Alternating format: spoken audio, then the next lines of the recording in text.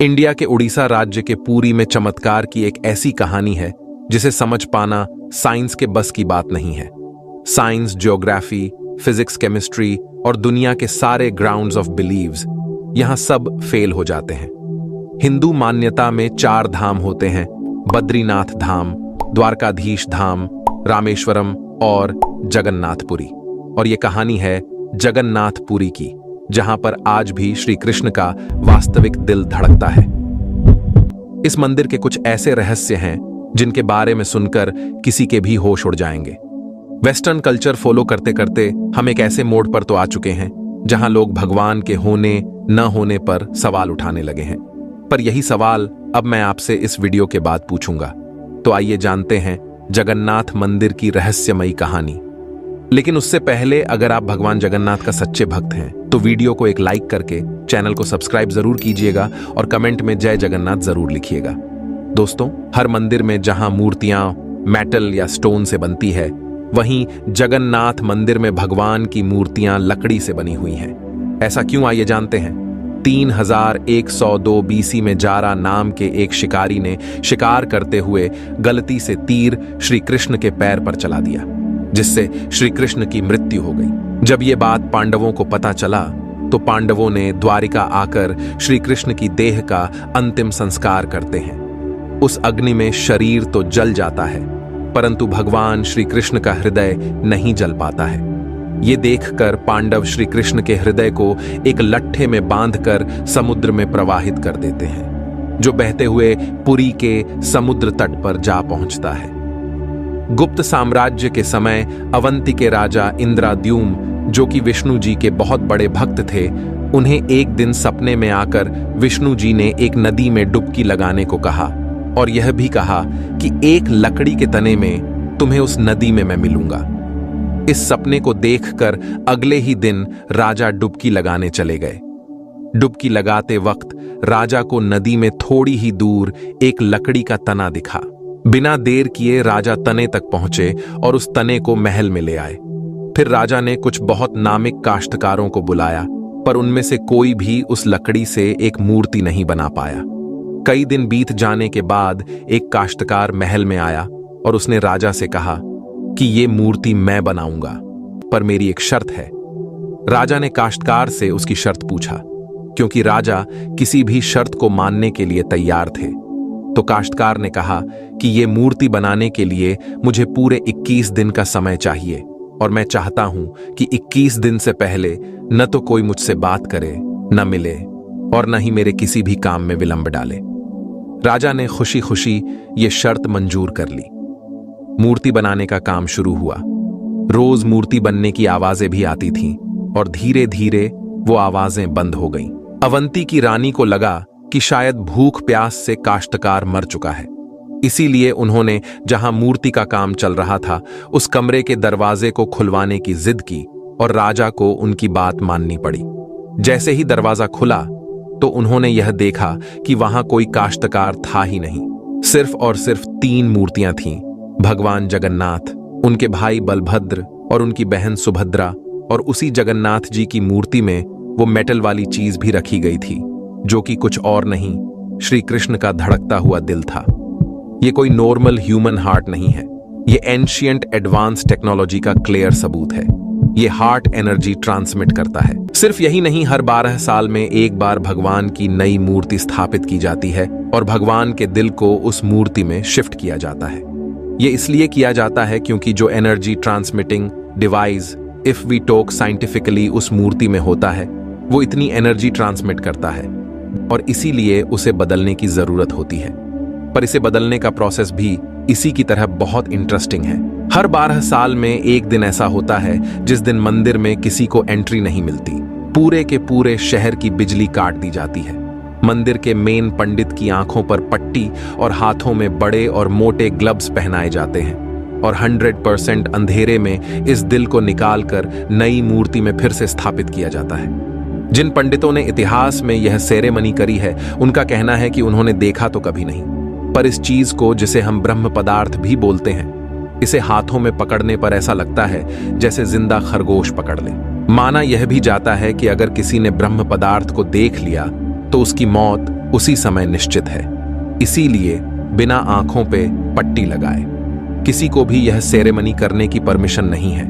इस मंदिर के ऊपर एक झंडा है जो साइंटिफिक लॉ के बिल्कुल विपरीत चलता है।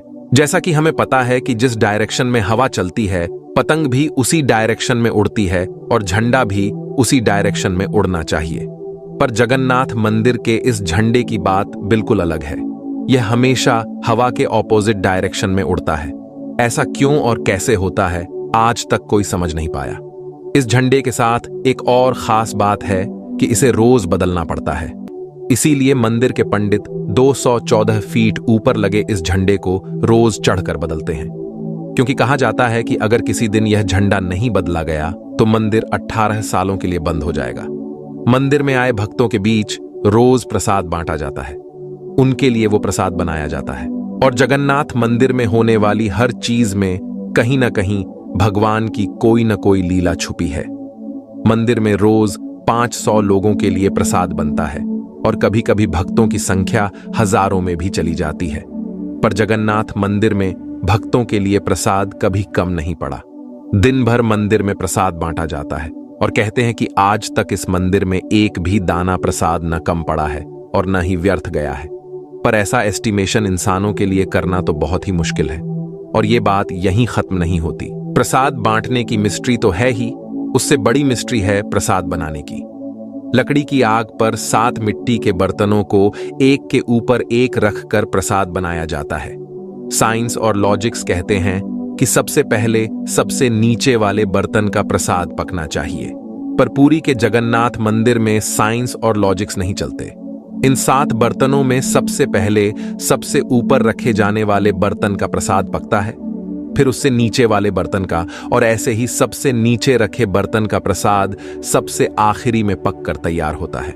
हाँ, मुझे पता है आपको भी अभी कुछ नहीं समझ आ रहा होगा। इसे आज तक कोई नहीं समझ पाया। इस मंदिर की खूबसूरती शब्दों में नहीं बताई जा सकती।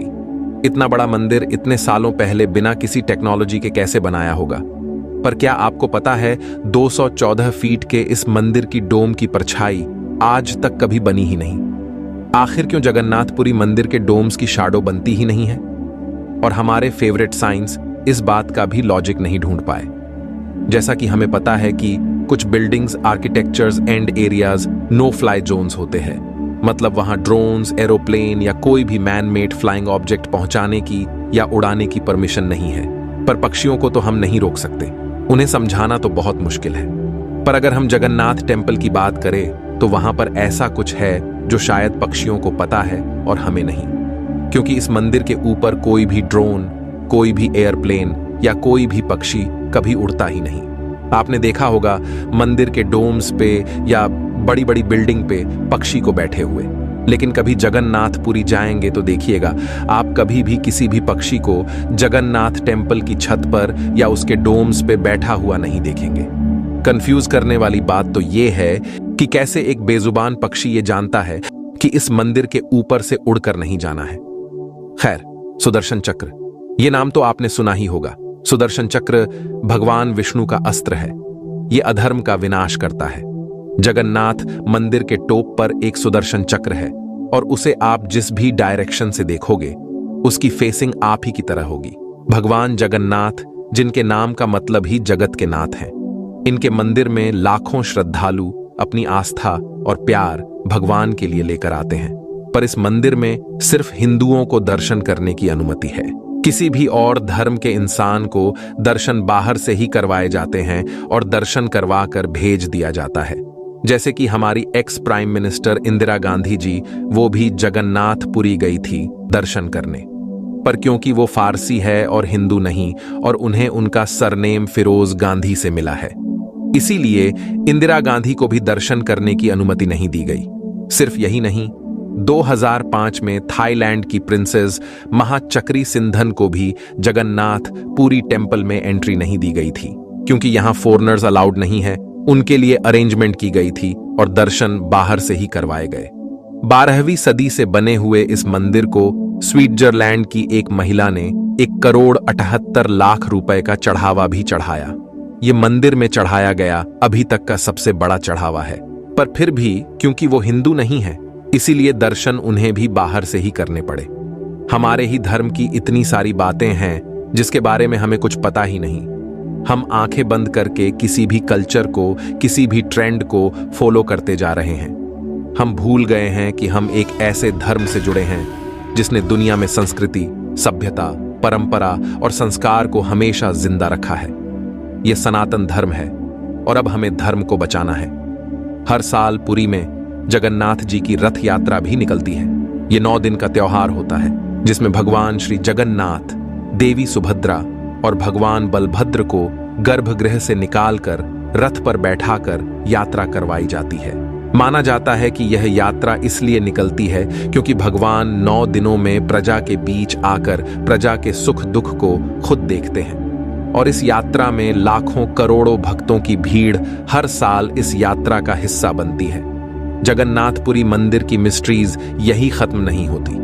और भी बहुत सारी कहानियां हैं जो हम नहीं जानते, जैसे कि हर साल भगवान 15 दिन के लिए बीमार पड़ते हैं और भक्तों के लिए मंदिर में दर्शन बंद कर दिए जाते हैं। पर बहुत कम लोग जानते हैं कि ऐसा क्यों होता है। हम आशा करते हैं कि आपको यह वीडियो पसंद आया होगा। यह वीडियो देखने के बाद आपको क्या लगा कि भगवान सच में होते हैं, कमेंट में जरूर बताएं।